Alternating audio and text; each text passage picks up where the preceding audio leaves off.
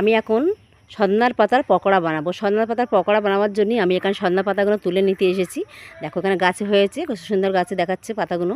পাতাগুলো তুলে নিয়ে আমি এখন পকোড়াটা বানাবো, তার জন্য আমি তুলতে এসেছি। আমি একটা একটা করে গাছের থেকে তুলে নেবো ডালগুলো ভেঙে ভেঙে।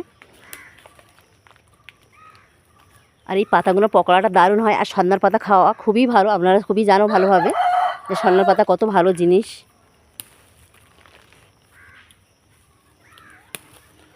এই যে আমি তুলে নিয়েছি, আর এইগুলো দিয়েই আমার হয়ে যাবে। আমি বেশি তুলছি না, গাছে আছে, প্রচুর গাছে আছে এখানে। দেখো সজনার পাতা, এখানে আমার সজনা পাতাগুলো সবই তুলে নিয়েছি। আর এই সজনা পাতাগুলো বাজারে পাওয়া যায়, খুবই ভালো খেতে, এগুলো খুব স্বাস্থ্যকর জিনিস।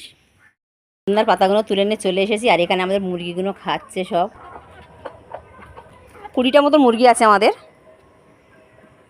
এখানে পাতাগুলো আমি খুব ভালো করে ধুয়ে নিয়েছি। এবার আমি পাতাগুলো একটু ছোটো ছোটো করে কুচিয়ে নেবো। আর একদম কচি কচি পাতা নিয়ে এসেছি এখানটায়। আর কি কি লাগবে আমি দেখাচ্ছি সেটাও। এখানে পাতাগুলো আমি কুচি কুচি করবো না, পাতাগুলো আমি এরকম করে ছুঁড়ে ছুঁড়ে নেবো। আর এইভাবে আমি এটা বানাবো।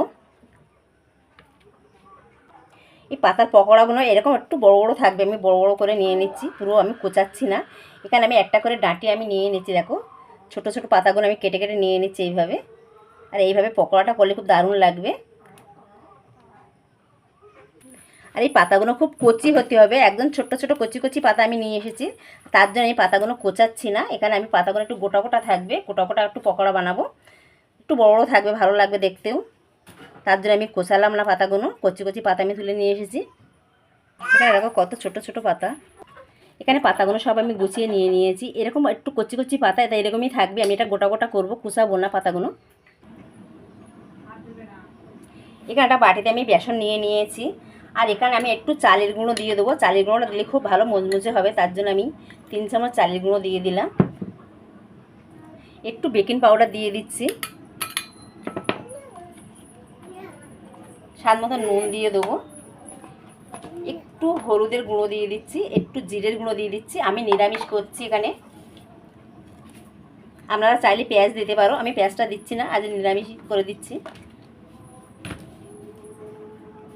একটু আমি চিনি দিয়ে দিচ্ছি, হালকা একটু চিনি দিলে খুব ভালো একটু হয়, স্বাদ হবে আলাদা।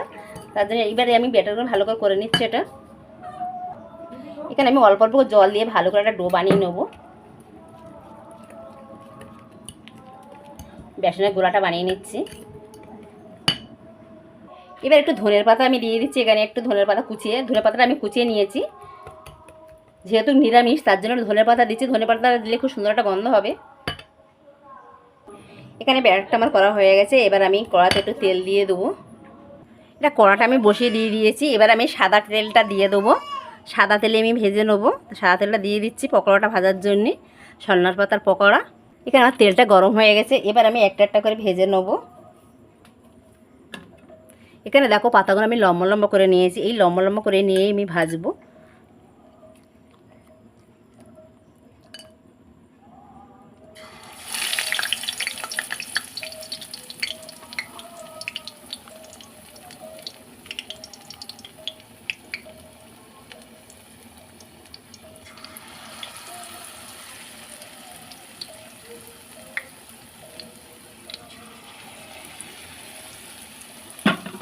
এরকমভাবে সবগুলো ভেজে নেবো।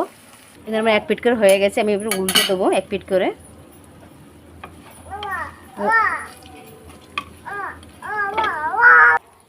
আমার চপগুলো ভাজা হয়ে গেছে, আমি এবার তুলে নিচ্ছি। দেখো এখানে একদম পুরো মচমচে হয়েছে।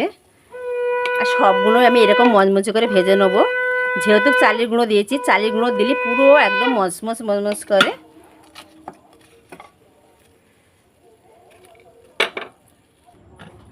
আমি আবারও সব এগুলো ভেজে নিচ্ছি, লম্বা লম্বা করে দিয়ে দেবো।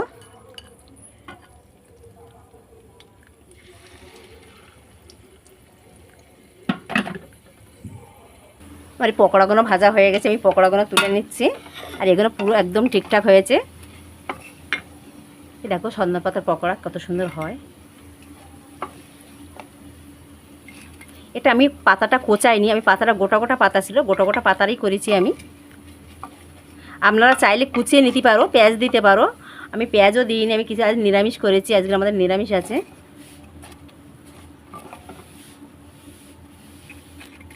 সবগুলো ভাজা হয়ে গেছে। আমি পকোড়াগুলো সব ভেজে নিয়ে চলে এসেছি, স্বাধীনতার পকোড়াগুলো নিয়ে চলে এসেছি। আর পকোড়াগুলো কত সুন্দর মচমচে হয়েছে দেখো, পুরো মচমচে হয়েছে। আর এই দেখো ভিতরটা কত সুন্দর হয়েছে। তা আপনাদের যদি ভালো লাগে আমার চ্যানেলটা লাইক করবেন, সাবস্ক্রাইব করবেন। আমি আরও নতুন নতুন রেসিপি আপনাদের দেখাবো। নমস্কার।